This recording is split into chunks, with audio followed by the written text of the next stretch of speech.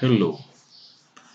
Having looked at the meaning of capital rationing, different types of capital rationing, and causes of capital rationing, we now want to look at the question. This is an exam standard question which appeared on a financial management paper a few years ago. So this question will help us understand and learn how to deal with the capital rationing situation. So we have a company here. This company is called Brazil, and we are told that their investment funds limited to £800,000. And I want you to take note of this: £800,000 in the current year, in the current year, in the current year, in the current year. So these funds are only enough and available for the current year. This company has got 3 projects. Project number 1 requires £300,000, number 2 £450,000, and number 3 £400,000. Now, does this company have a capital rationing problem? Let us quickly look at the funds available and how much this company actually needs. So let us go here. Let us start. Does the company face a capital rationing problem? Yes, because this company needs, so project number 1, 300, project number 2, 450, project number 3, 400. It requires a total of 150, but what is available is only 800. So this company has a shortfall of 350. So now, what are we going to do? How are we going to share out the 800 that is available? Well, it all depends on the assumptions that we make. So let's come back to our question and let us see the assumption that the question says we must make. So we're going to look at the assumptions.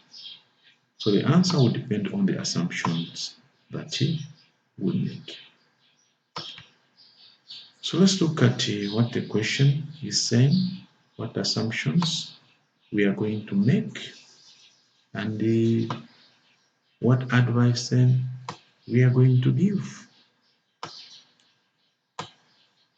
Now, if you look at the first part of the requirement here, it says determine the best way the company should invest the available funds and calculate the result of NPV. Number 1, that's the assumption we want to make.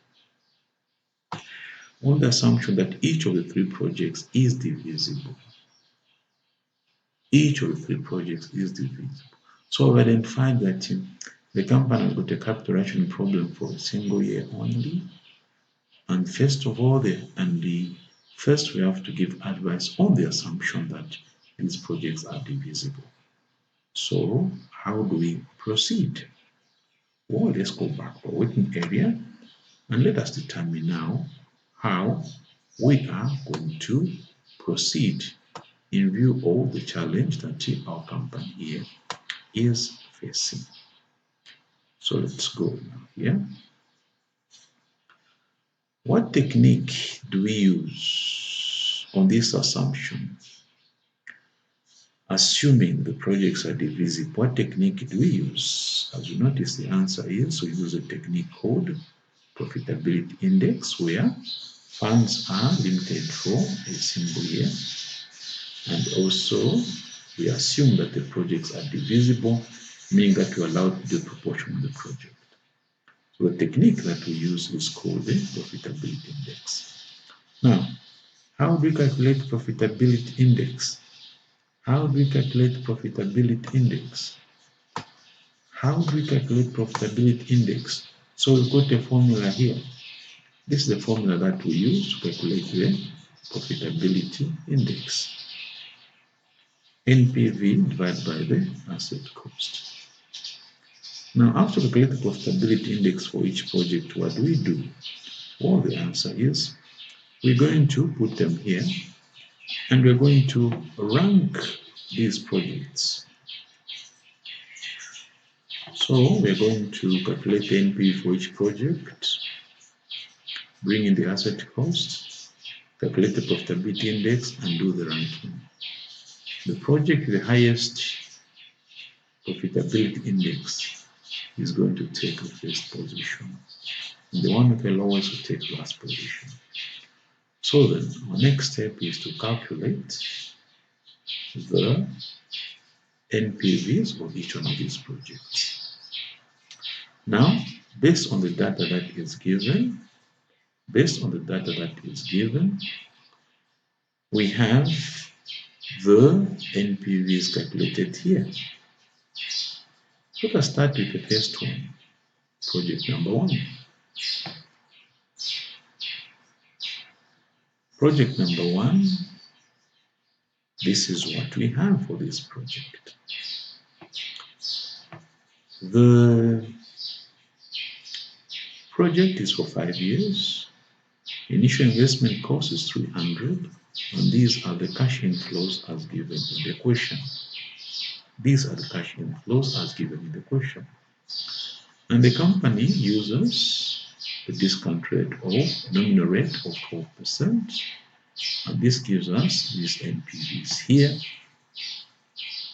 So the first project gives us an NPV of the 2.72. Let's go to project number 2.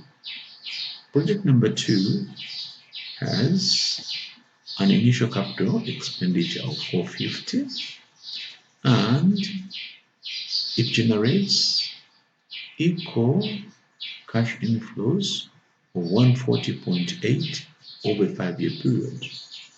And as we learned, when we have a constant cash flow like this, the examiner expects us to use the annuity factors. And if you look at your tables, the annuity factors are 12% over a 5-year period gives you 3.605. And if you multiply these cash flows here by the annuity factors here and process the figures, we end up with 57.58 as our NPV. So that's the NPV for the second project. The third project is an interesting one. This project requires an initial investment of 400 and generates savings which are equivalent to cash inflows of 120 for 5 years. Now, if you read the question carefully, the question says that this is in kind price terms, meaning that these figures are before inflation. But since the company uses a money cost of capital or an inflated discount rate, the appropriate thing to do is to take these figures and inflate them using the inflation rate of 3.6%. And this is what we have done here. We have inflated these figures, 1.036, the power 1, the power 2, the power 3, the power 4, the power 5, to find the inflation factors for the individual years. And when we do this correctly, we find that we have got our inflation factors. So now we can take our cash flows, inflate them using the inflation factors that we have here, and again discount these inflated figures at 12%. So remember, first of all, we have these figures here, What do? We inflate them here. After inflating, what do? We discount them here, use these discounting factors. And what is the end result? The end result is that now we have our present value of inflows and outflows giving us this NPV. So now we have the NPV for each one of these projects. And as we said, We come back now to our table. Remember, profitability index is NPV over the asset cost. So we've got our NPVs here. Then we've got our asset cost here. Then we've got our profitability index here. Then we have a ranking. So the project with the highest profitability index, which is this one, becomes number one, followed by that, followed by that. So these projects now have been ranked. And this is the order in which we are going to apply the limited investment funds. Our funds will go to project 1. If anything remains, project 2. And if anything remains, we can throw it to project 3. So now, let us look at our situation here. How are we going to apply these funds? So we have our investment plan here. So remember, our investment plans to start with, we've got only 800 that is available. So, which is the project with the highest profitability index, project 3, and this project requires 400. So out of the 800, the 400 will be allocated there, meaning that we only have a balance of 400. This 400 will be applied to the second project, which is project number 2. Project number 3, we're going to generate the full expected NPV because the full amount was invested. Project number 2, unfortunately, we are not going to generate the full NPV, expected NPV. Reason, we have not invested all the funds in full. So, out of the total NPV, possible NPV of 57.58, only a proportion will be generated. Proportion of what? In proportion of funds available.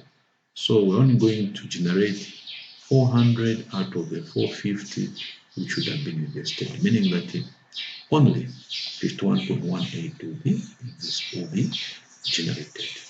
So what is the conclusion? This 800 that the company has must apply to invest it in first project 3 and what remains project 2. And the effect is that the company will have a combined NPV of 128.95. So this is how we would advise the company with limited funds for a single year when the projects are divisible. So this is an investment plan which we are going to advise this organization to pursue. We are now going to take a brief break and then go to the second part of our question, where the projects are indivisible.